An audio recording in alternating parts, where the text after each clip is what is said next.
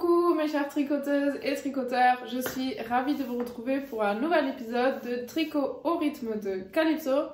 Je m'appelle Calypso et je suis très contente d'enregistrer un nouvel épisode pour vous montrer un petit peu où j'en suis et ce que j'ai fait dernièrement et les nouvelles idées qui alimentent mon univers du tricot.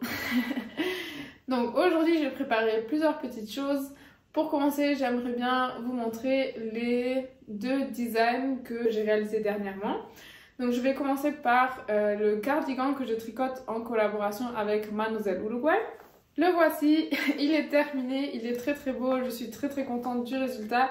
Il me plaît vraiment beaucoup, je vais insérer quelques petites photos par ici pour que vous puissiez l'apprécier un petit peu mieux. Ce cardigan est très simple, il a l'air compliqué mais la construction est vraiment très simple. Ce sont des manches tombantes, il est tricoté en pièces mais il se tricote du bas vers le haut. Vraiment c'est 3 rectangles ou enfin 5 rectangles en comptant les manches. C'est vraiment très simple et le patron en dentelle est aussi très simple. Il se réalise sur 4 rangs. Donc dès que vous l'avez répété plusieurs fois, vous devriez l'avoir mémorisé et il est facile à tricoter. Donc c'est pas tout à fait zéro cerveau mais presque. Donc je recommande vraiment pour tous les niveaux. C'est un très beau cardigan. J'aime beaucoup le fil aussi, il est très doux. Et comme il me reste un petit peu de fil, je pense que je vais aussi tricoter un top assorti. Mais pas tout de suite, je pense que ce sera pour plus tard. Pour l'instant, j'ai commencé le test, mais il y a encore quelques places de libre pour des testeuses qui voudraient bien tester le patron en français. Donc si ce patron vous plaît, je vous invite à me contacter par mail à travers mon site internet ou bien vous trouvez aussi mon adresse mail dans la box d'infos en bas. Et je vous invite à me contacter si vous avez envie de tester ce merveilleux cardigan qui me plaît beaucoup et que j'ai hâte de bientôt porter parce qu'il commence à faire beau et je pense que je vais pouvoir le porter sans veste par-dessus. Je vais pouvoir me pavaner avec. Voilà, donc ça c'est le design numéro 1 que j'ai tricoté en collaboration avec Mademoiselle Uruguay. Et le second design, il est également en collaboration avec cette marque de laine. Je vous le montre tout de suite. Voici le second design, il s'agit donc d'un top tricoté avec le fil Serena de Mademoiselle Uruguay. C'est un top qui se tricote également du bas vers le haut. On commence par tricoter en rond jusqu'aux emmanchures, ensuite on sépare pour le devant et le dos. Puis on met des mailles en attente pour le col devant et dans le dos un petit peu plus tard parce que le dos je vais relever un petit peu plus. Et pour finir, on fait des finitions en accord, c'est-à-dire qu'on relève des mailles sur les bords et on reprend les mailles qu'on avait mis en attente avant pour faire les finitions en accord. J'aime vraiment beaucoup le motif en dentelle que j'ai imaginé moi-même. Bien sûr, j'ai pas réinventé la roue, mais donc c'est une dentelle que vous aurez peut-être déjà vue autre part, mais en tout cas, je l'ai dessiné moi-même et ensuite je l'ai tricoté. Donc ça m'a beaucoup plu en combinaison avec ce fil. Je trouve que le rendu est très beau. Et la dentelle me faisait penser à des petites marguerites. C'est pourquoi j'ai décidé d'appeler ce top marguerite. Donc vous retrouverez les petites marguerites également sur les bretelles du devant. Et sur cette partie plus relevée du dos, j'ai également fait des petites marguerites. Donc ce fil est vraiment très doux, super léger, très agréable à porter sur la peau. C'est un mélange de baby alpaga et coton. Je n'ai pas encore fait de photos, donc je pense que les photos et vidéos de ce top qui seront aussi sur le patron, ça viendra plus tard, donc peut-être dans le prochain épisode. Mais voilà, donc s'il y a des personnes qui voudraient bien tricoter et tester ce patron également en français, je vous invite à m'envoyer un petit mail. Je suis vraiment très contente du résultat, c'est allé super vite. Voilà, je sais pas quoi d'autre dire, je suis juste contente et il me plaît. Donc je vous invite à m'écrire si vous avez envie de tester le patron et plus tard aussi à le tricoter si vous avez envie d'élargir un petit peu votre collection de tops d'été tricotés à la main. Donc voilà, c'est tout. Mis à part une petite chose, j'ai fait un petit vlog sur mes designs. Donc il y aura un vlog sur le flowering cardigan et également sur ce top là. Les vlogs, ils seront en anglais, mais ils peuvent vous aider à comprendre un petit peu mieux comment les tricoter et vous aider à suivre un petit peu mieux le patron si vous décidez de tricoter ces deux designs. Donc ces vlogs-là, ils ne sont bien sûr pas encore en ligne, ils seront mis en ligne sur YouTube. Dès que les patrons seront publiés, vous trouverez également les vlogs sur ces deux designs et quelques petits tutoriels pour vous faciliter un petit peu la tâche et pouvoir profiter un petit peu plus du processus du tricot s'il y a des techniques nouvelles pour vous. C'était la petite intro sur mes deux designs que j'ai fait dernièrement avec Manos de l'Uruguay. Et ensuite, dernièrement, j'ai beaucoup travaillé ou j'ai commencé à explorer un petit peu plus l'épaule marteau. Je vais vous expliquer pourquoi. Dernièrement, j'ai un petit peu développé une fascination pour l'épaule marteau. Mais avant de rentrer un petit peu dans le sujet, je voudrais vous rappeler qu'il y a bien sûr beaucoup de façons différentes de construire ou de tricoter un pull ou un vêtement. Et si vous êtes encore débutant et vous manque un petit peu une vue d'ensemble, je vous recommande un article sur le blog de Apollonie qui a un petit peu résumé les différentes constructions de pulls qu'il existe. Donc ce blog est en français, je vous invite à lire cet article pour que vous puissiez avoir un petit peu une vue d'ensemble sur les différentes manières de tricoter un pull, de construire un pull ou un vêtement, un haut. Voilà, pour débuter un petit peu dans la matière et élargir un petit peu votre horizon et ne pas rester coincé sur la construction pull tricoté en rond du haut vers le bas, parce que c'est bien sympa, c'est facile, c'est beau, c'est très très bien, il n'y a rien de mal à ça, mais c'est aussi, ça peut aussi être intéressant et enrichissant d'aller explorer, d'aller un petit peu au-delà et de découvrir d'autres manières de tricoter ou de construire des pulls. Il y a aussi bien sûr la construction en raglan qui n'est pas ma préférée, mais qui bien sûr a comme tout ses avantages et ses inconvénients. Et maintenant j'ai envie de plonger un petit peu plus dans la construction de pulls marteau. Donc ce que j'ai fait pour commencer, c'est de prendre deux livres. Donc j'ai pris ces deux livres. Premièrement, Knitting from the Top de Barbara G. Walker et ce livre de Shirley Payton. Je l'ai acheté en allemand, mais il existe aussi en anglais. Il devrait exister aussi en français, puisqu'il existe en allemand. Je pense que c'est qui s'appelle en anglais Design Workshop. Et il est de Shirley Payton. Donc Shirley Payton a plusieurs livres, plusieurs ouvrages très très complets sur comment designer, comment construire des vêtements au tricot. Je recommande vraiment beaucoup. Et Barbara G. Walker, eh bien, c'est un classique que je recommande également. Donc il y a plusieurs manières de construire un pull avec une épaule en marteau. Et j'ai voulu commencer par la plus simple. La manière la plus simple, ou enfin plusieurs manières, plusieurs techniques sont expliquées dans ce livre-là. Donc Barbara G. Walker explique ou donne une recette comment tricoter des épaules en marteau de plusieurs manières différentes. Et j'ai décidé de commencer par la manière la plus simple. Franchement, j'ai fini par acheter un patron, mais ça n'aurait pas vraiment été nécessaire parce que Barbara G. Walker, elle explique très bien comment s'y prendre dans ce livre-là. Donc si vous avez suffisamment d'espace dans votre cerveau et le temps de faire votre échantillon et de calculer vous-même comment faire une épaule en marteau de la manière que je vais vous montrer tout de suite, eh bien il suffit d'acheter ce livre ou d'avoir ce livre et vous-même de calculer. Ou bien, ce que j'ai fait, c'est que j'ai craqué pour un patron parce qu'en fait, dernièrement, j'ai beaucoup designé, j'ai plutôt tendance à moi-même inventer mes propres modèles et à improviser beaucoup dans le tricot. Mais parfois, j'ai quand même envie de prendre des patrons d'autres designers et de switch off, d'éteindre mon cerveau et de juste suivre mot par mot ce qui est décrit dans le patron, suivre les instructions et tricoter. Ça m'aide d'une manière à profiter aussi du tricot d'une façon différente et aussi à comprendre la logique d'autres designers. Donc comment est-ce que d'autres designers construisent et organisent leurs patrons et leur façon de tricoter. Donc comprendre de nouvelles approches d'autres personnes, c'est toujours très utile aussi pour élargir son propre horizon. Donc ce sont les deux raisons pour lesquelles je voulais dernièrement, j'avais très envie de tricoter un design de quelqu'un d'autre, de m'acheter un patron tout simplement sur Ravelry. Donc c'est ce que j'ai fait.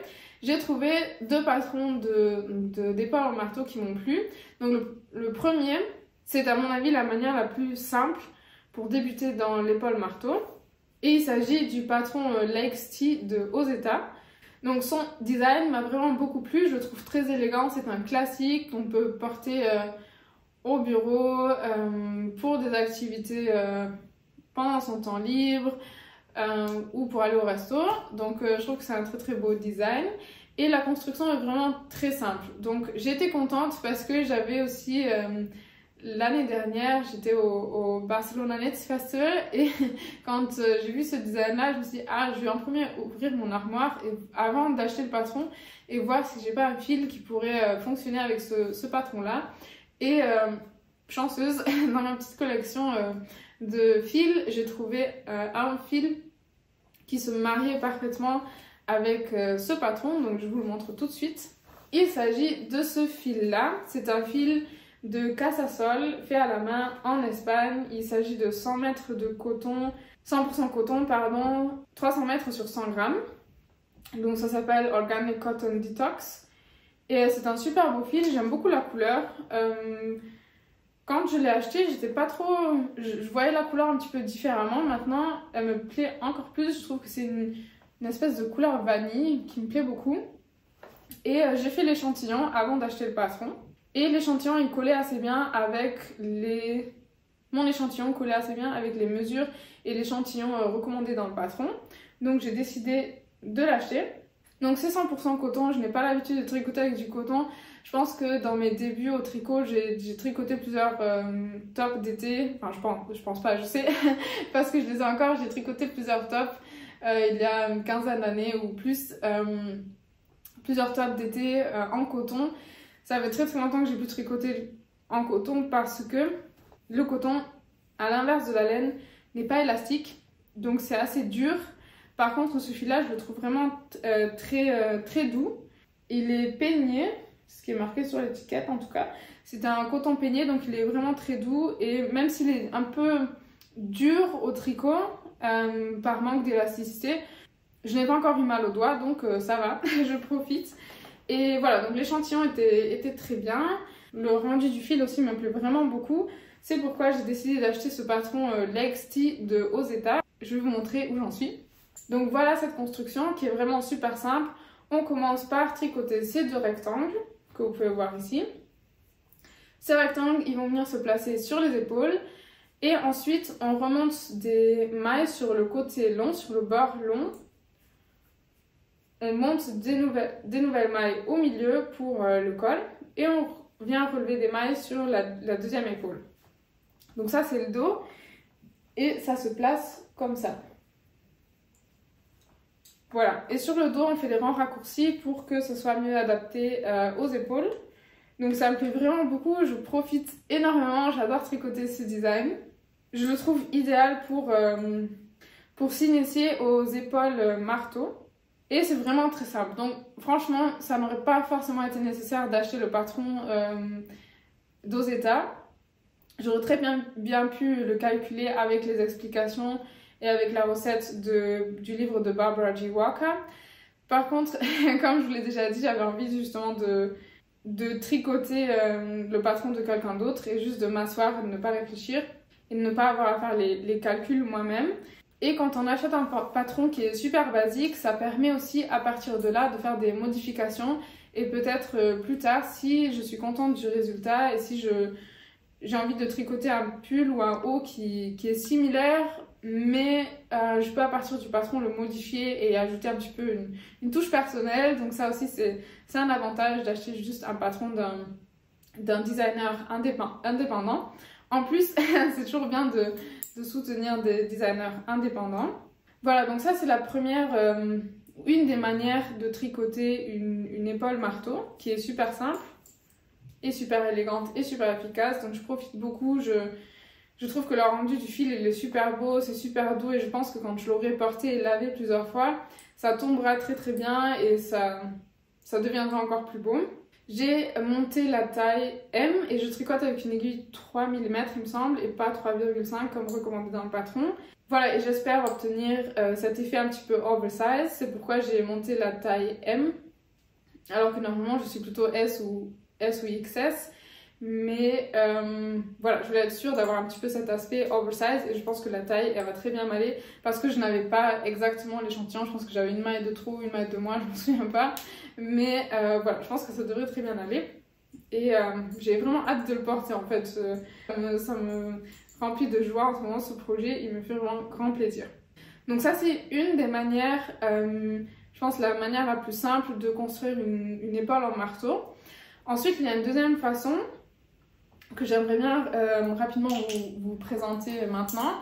Eh bien une copine à moi m'a envoyé un patron d'une autre designer, donc je vous insère aussi la photo ici. Donc là, la construction est un petit peu différente, il s'agit également d'une épaule en marteau, sauf que on va pas le tricoter en plusieurs morceaux, mais faire tout en un morceau, c'est-à-dire qu'on va venir augmenter des mailles de chaque côté du marteau. Donc ça se tricote en un morceau, en une partie. Je peux pas vous donner beaucoup plus de détails parce que je n'ai pas encore acheté le patron et je ne l'ai pas encore lu, mais j'ai bien envie de le tricoter. Par contre, j'aime pas trop le point de riz que vous pouvez voir sur les épaules. Je préférerais faire des côtes ou peut-être juste le tricoter en jersey ou autre chose parce que j'aime pas trop le rendu de ce point.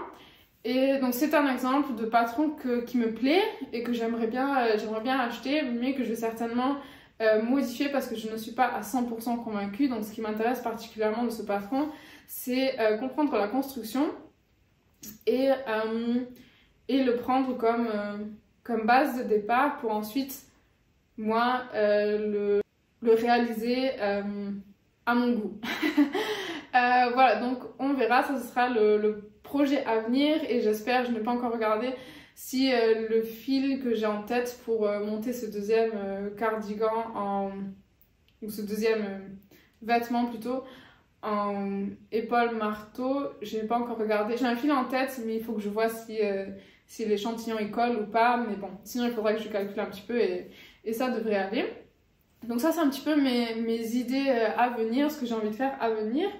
Passons à la prochaine chose, parce qu'en fait je vous ai pas encore expliqué ce que je porte aujourd'hui. Ce pull là je pense que vous le connaissez déjà, je l'ai sûrement déjà présenté dans un des épisodes précédents. Et bien il s'agit d'un pull que j'ai tricoté du haut vers le bas, que j'ai improvisé. Donc là oui il s'agit d'un pull en tricoté en rond. Je l'ai commencé à plat et ensuite je l'ai tricoté en rond à partir d'ici parce que j'ai en premier fait un col en V. Voilà, et ensuite j'ai ajouté cette espèce de petit pont ici pour avoir ce petit V, cette petite ouverture ici qui me plaît beaucoup. J'ai en partie filé moi-même les fils que j'ai utilisés pour ce pull, c'est-à-dire que j'ai filé moi-même ce bleu vert turquoise et le jaune. Le fil en bouclé et l'autre fil couleur argent, ça c'était fil acheté. Et cet autre fil couleur jean aussi, c'est un fil que j'ai filé au fuseau. Donc j'aime beaucoup ce pull et j'aime beaucoup la construction de ce pull. Donc l'idée était un petit peu de reprendre cette construction pour un nouveau projet que j'ai envie de faire. Et c'est un projet que, là oui, j'improvise et que j'avais envie de faire aussi avec un petit peu d'intarsia parce que peut-être que vous l'avez remarqué, dernièrement j'ai un peu une tendance vers l'intarsia. Ce que vous pouvez voir dans ce pull là que j'ai tricoté il n'y a pas si longtemps. Et ça fait un petit moment que j'ai envie de tricoter avec un fil de Derum Natura qui s'appelle Ulysse, donc je vais vous le montrer. Il s'agit de ce fil là, donc c'est Ulysse de Derum Natura. J'avais eu un bon d'achat pour mon anniversaire l'année dernière de Derum Natura et c'est pourquoi j'ai acheté ces deux couleurs là. Donc j'ai acheté 5 pelotes de la couleur poivre blanc et 3 pelotes de la couleur Aster. Donc c'est un super beau fil qui est cardé, c'est-à-dire que le toucher de ce fil est assez différent et il est assez volumineux et un petit peu irrégulier. C'est pourquoi il me faut un petit peu expérimenter pour savoir de quelle manière le tricoter. Parce que j'ai commencé, l'idée était de faire quelque chose de similaire à ce pull là, mais faire une espèce de t-shirt plutôt, et pas un pull qui soit moulant ici dans la partie inférieure du corps, mais plutôt une coupe de t-shirt. Par contre, donc j'avais déjà monté les mailles, j'ai commencé à tricoter du haut vers le bas, Mais quand on tricote en rond comme ça, eh bien il faut faire plusieurs rangs avec beaucoup d'augmentation dans le même rang. Par contre, ça ne fonctionnait pas trop bien avec ce fil et j'ai pas aimé le rendu de ces rangs avec beaucoup d'augmentation. C'est pourquoi j'ai décidé de le détricoter. Je trouve que c'est jamais une perte de temps de détricoter quelque chose qu'on a déjà commencé. C'est plutôt une perte de temps de finir de le tricoter, sachant que ce qu'on est en train de faire ne fonctionne pas ou on risque de ne pas le porter. Donc ça, je trouve que c'est une plus grande perte de temps et plus dommage aussi pour le fil. C'est pourquoi je l'ai détricoté. Je pense que je vais le tricoter du bas vers le haut et je vais plutôt le faire en morceaux et également faire des set-in sleeves, c'est-à-dire que je vais relever les mailles autour de l'emmanchure et faire des rangs raccourcis pour obtenir les manches. Donc je vais construire ça d'une manière différente pour ne pas avoir à faire des rangs avec beaucoup d'augmentation et ne pas faire justement cette construction du haut vers le bas. Donc comme vous pouvez le voir dans cet épisode où il s'agit beaucoup d'explorer un petit peu les différentes construction de pulls ou de vêtements possibles dans le tricot et aussi d'essayer de comprendre quel fil se marie bien avec quelle construction ou essayer d'explorer un petit peu pourquoi ça fonctionne avec un fil et pas avec un autre. J'aime beaucoup expérimenter et là il s'agit d'un projet que j'improvise. Donc j'ai tout détricoté, c'est pour ça que j'ai rien à vous montrer mis à part une photo de ce que j'ai détricoté. Mais je compte ça quand même comme un projet en cours parce que je suis bien susceptible de remonter les mailles très prochainement parce que le top aux États ou l'XT aux États il avance très vite et je pense que je vais le tricoter assez rapidement, surtout parce que j'ai vraiment hâte de le porter. Voilà, donc ça c'était un petit peu une vue d'ensemble ou un petit peu quelques explications sur différentes manières de construire un vêtement au tricot. Et pour finir, j'ai une bonne nouvelle. Eh bien, j'ai reçu une offre d'emploi. Je n'ai pas encore signé le contrat, mais je pense que ça devrait se faire dans les jours à venir. C'est pourquoi j'ai décidé de m'offrir un petit peu, de me faire plaisir, de m'offrir, vous savez déjà quoi, hein, de m'offrir de la laine. Et voilà, de me faire plaisir parce que je vais bientôt commencer un nouveau boulot et surtout parce que le seul magasin de laine qu'il y a à Schöneberg à Berlin, donc Schöneberg c'est le quartier où j'habite à Berlin, ce magasin de laine il va bientôt déménager, il va quitter Berlin, donc c'est très dommage et on n'aura plus de magasin de laine à Schöneberg. Bien sûr il y en a plus, il y en a d'autres à Berlin, donc c'est mignon parce que parfois je reçois des messages de France de personnes qui veulent venir faire un tour à Berlin ou visiter Berlin et donc me demande une petite liste des magasins de laine qu'il y a à Berlin. Je suis toujours ravie de vous fournir cette liste, mais malheureusement, donc le magasin de Die Wollnerin qui se trouve ici à Schöneberg ne va plus faire partie de cette liste parce qu'il va fermer fin avril. Donc si d'ici fin avril vous venez faire un tour à Berlin, je vous recommande d'aller d'aller au magasin de Die Wollnerin. Il y a aussi quelques réductions en ce moment. Et donc j'ai craqué sur deux fils. Donc il y a un fil sur lequel j'avais déjà craqué il y a très longtemps, mais que je n'avais pas osé acheter parce que j'aime pas trop accumuler trop de fils. Mais voilà, donc là j'ai pas eu le choix parce que comme elle va bientôt partir, eh bien c'était la dernière opportunité pour acheter ce fil là. Il s'agit donc du fil Erica Knight Wool Local et j'ai craqué sur ce fil et ça fait longtemps que je souhaitais l'acheter parce qu'il s'agit d'un mélange de Blue Face Lace avec du Masham, donc c'est un fil britannique. Il est un petit peu rustique mais il me plaît beaucoup. 450 mètres sur 100 grammes, c'est pas hyper doux justement, c'est plutôt rustique et j'ai vraiment envie de le tricoter, donc j'ai pris 4 écheveaux. Je doutais un petit peu au niveau de la couleur, je n'étais pas complètement sûre quelle couleur choisir, mais au final Die Wollnerin m'a recommandé de plutôt prendre le blanc parce que les autres couleurs étaient des couleurs plutôt... Parce que les autres couleurs n'étaient pas uniformes et donc ça aurait été des fils ou des couleurs que j'aurais plutôt tricoté en jersey, sauf que trop de jersey ça m'ennuie un peu et elle m'a donné l'idée de faire des torsades. Donc je tricote pas très souvent des torsades, j'en ai déjà fait plusieurs fois, donc c'est pas une technique que je trouve compliquée ou quelque chose comme ça, c'est juste que c'est pas mon esthétique préférée, donc moi je préfère la dentelle, je trouve que la dentelle c'est plus beau tout simplement. Mais j'ai bien envie de tricoter des torsades avec ce fil là, je trouve que c'est une super bonne idée. de me relancer un petit peu dans les torsades et d'expérimenter plus de ce côté-là. Donc je trouve qu'elle m'a très bien orientée.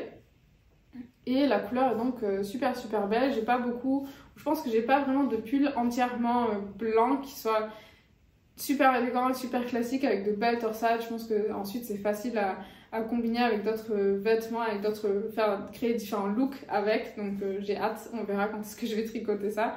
Peut-être pour l'hiver prochain du coup. Puis pour finir, j'ai craqué sur un deuxième fil. C'est un fil de BC Garn Silk Bloom Extra Fino, 45% soie et 55% mérinos. C'est un fil super fin, donc ce sont 300 mètres sur 50 grammes. Et j'ai craqué parce qu'en fait, dans le magasin, le fil, il avait plutôt une couleur rouge bordeaux. Donc ça faisait plus foncé. Et maintenant, chez moi, en fonction de la lumière, parfois, la couleur, elle a plutôt l'air fuchsia ou fuchsia, je sais pas comment on dit.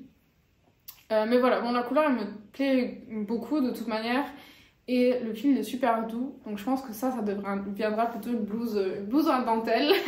Donc plus mon univers que de confort, disons ma zone de confort. C'était tout pour mes deux petits achats. Je me suis donc fait plaisir parce que je vais certainement commencer un nouveau job très bientôt, ce qui me fait vraiment plaisir. Voilà, donc c'était tout pour la petite mise à jour sur cette chaîne. Donc je suis contente, j'espère que ça vous aura plu, que vous aurez trouvé un petit peu d'inspiration et que j'espère avoir pu vous transmettre quelques petites nouvelles idées sur différentes constructions de pulls. Allez lire le site internet, l'article de blog de Apollonie. Si vous aimez mes vidéos, mon contenu, je vous invite aussi à me faire un petit don. Vous pouvez faire un tour sur mon site internet que j'ai traduit en français finalement. Avant il était uniquement disponible en anglais, mais maintenant vous le trouvez aussi en français, en allemand et en anglais. Donc je vous invite à aller faire un tour sur mon site internet, me faire un petit don si vous en avez envie et explorer tous mes patrons sur mon site internet et sur mon Ravelry.